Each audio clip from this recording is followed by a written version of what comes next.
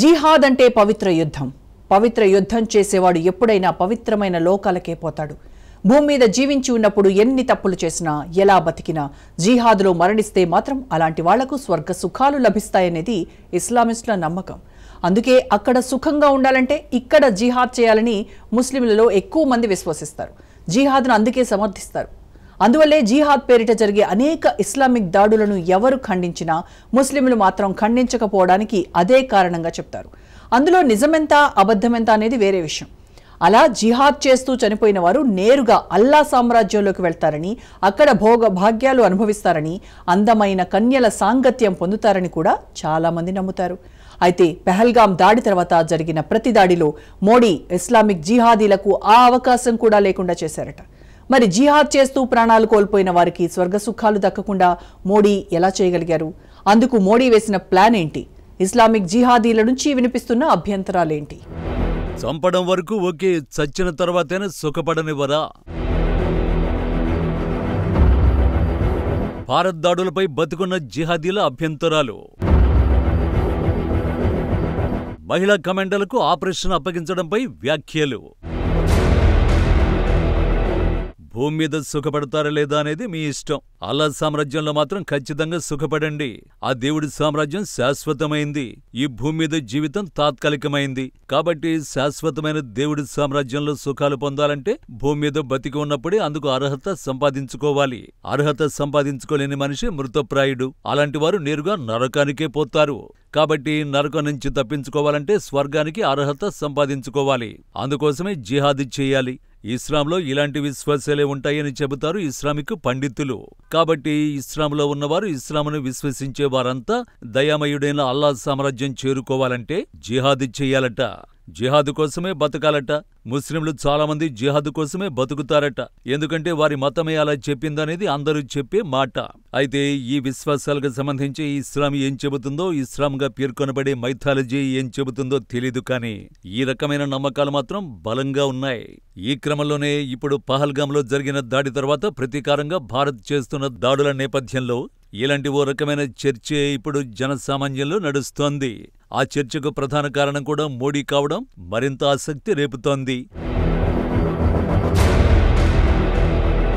ప్రపంచ రాజకీయ వేదికపై భారతదేశం తన సమర్థతను, దూరదృష్టిని నిరూపించుకుంటున్న తరుణంలో ప్రధాని మోడీ నాయకత్వం మరోసారి చాణక్యనీతికి నిదర్శనంగా నిలిచింది.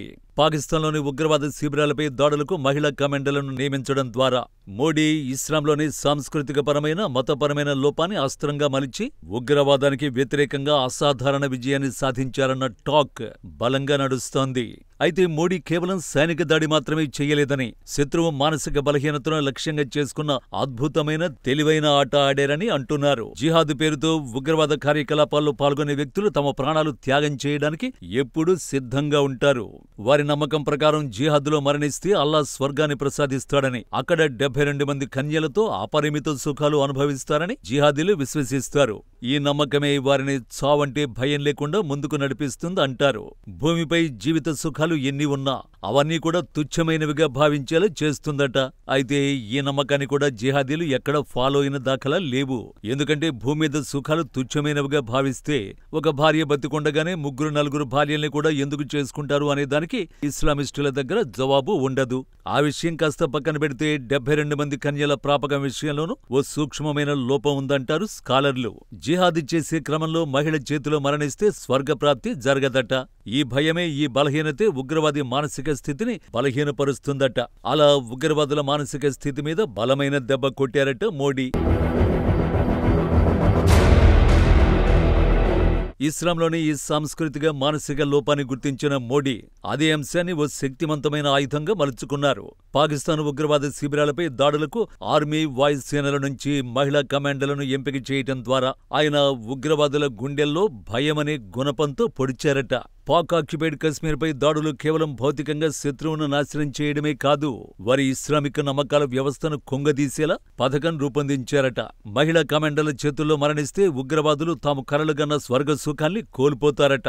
తమను తాముగాని, తమ గురించి కుటుంబ సభ్యులుగాని తమ వాళ్లు అమరులని చెప్పుకొని గర్వించే అవకాశాన్ని కోల్పోతారట. మోడీ ఎంతో తెలివిగా కావాలనే ఈ వ్యూహాన్ని ఎంచుకున్నారని, వారిని శారీరకంగా, మానసికంగా 2 విధాలుగా కూడా ఓడించారని పలువురు ఇస్లామిక్ స్కాలర్లలో చర్చ నడుస్తోంది. అంటే ఉగ్రవాదులు దేనికోసం చచ్చిపోయారో అది దక్కకుండా చేయడమే మోడీ స్ట్రాటజీలోని అసలైన ఎత్తుగడగా అభివర్ణిస్తున్నారు. ఈ విషయం తెలియడంతో మోడీ అభిమానులు ఆనందాన్ని వ్యక్తం చేస్తుండగా, మోడీ వ్యతిరేకులు, జిహాదీ సానుభూతిపరులు మాత్రం చింతాక్రాంతులవుతున్నారు. మరోవైపు మోడీ ఎంచుకున్న వ్యూహం భారత సైన్యంలో మహిళల సామర్థ్యాన్ని, నాయకత్వాన్ని ప్రపంచానికి చాటి చెప్పినట్లయింది. మహిళా కమాండర్లు కేవలం సైనికులుగానే కాక శత్రువు యొక్క మానసిక బలహీనతల్ని లక్ష్యంగా చేసుకునే వ్యూహకర్తలుగా కూడా ఇప్పుడు కీర్తించబడుతున్నారు. మహిళలు కేవలం శారీరక సుఖాలు మాత్రమే ఇచ్చేవారనే టెర్రరిస్టుల నమ్మకాన్ని తప్పని చెబుతూ, మహిళలు తలుచుకుంటే స్వర్గానికి వెళ్లేవాళ్లను కూడా అమాంత నరక కోపంలోకి గిరాటేయగలమని భారతీయ స్త్రీమూర్తులు చెప్పినట్లుగా భావిస్తున్నారు. మరోవైపు లేడీ కమాండర్లకు నేతృత్వాన్ని అప్పగించడం భారత సైన్యంలో లింగ సమానత్వాన్ని చాటడమే కాక, వారిలోని నాయకత్వ సామర్థ్యం ఎలాంటిదో ప్రపంచానికి రుజువు చేసినట్లవుతోంది. మహిళలు గృహసీమలోనే కాక యుద్ధ భూమిలోనూ తమది విస్మరించలేని స్థానంగా చాటి చెప్పినట్లవుతోంది. దీంతో మోడీ అమలు చేసిన ఈ నిర్ణయం భారతీయ యుద్ధ చరిత్రలోనే మైలురాయిగా నిలిచిపోతుంది అంటున్నారు నిపుణులు.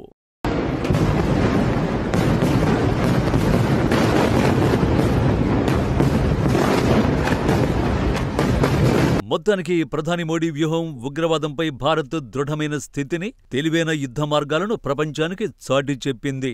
మహిళా కమాండర్లను ఎంపిక చేయడం ద్వారా ఆయన శత్రువు బలహీనతలను లక్ష్యంగా చేసుకుని వారి నమ్మక వ్యవస్థను దారుణంగా కుంగదీశారు. ఇది కేవలం సైనిక విజయం కాదని, మానసిక, సాంస్కృతిక యుద్ధంలో అసాధారణమైన విజయమని విశ్లేషకులు భావిస్తున్నారు. మరి మన లేడీ కమాండర్ల మొహాలు చూసి జిహాద్ చేసి అనవసరంగా ప్రాణాలు కోల్పోయి 72 మంది కన్యలను పొందలేక వృధా అయిపోవడం కంటే సామాన్య జనంలో ఒకరిలా బతకడమే మంచిదని తమ నిర్ణయం మార్చుకుంటారా? ఈ మేరకు ఒకరిద్దరు టెర్రరిస్టులు మారినా మోడీ వ్యూహం ఫలించినట్టే లెక్క.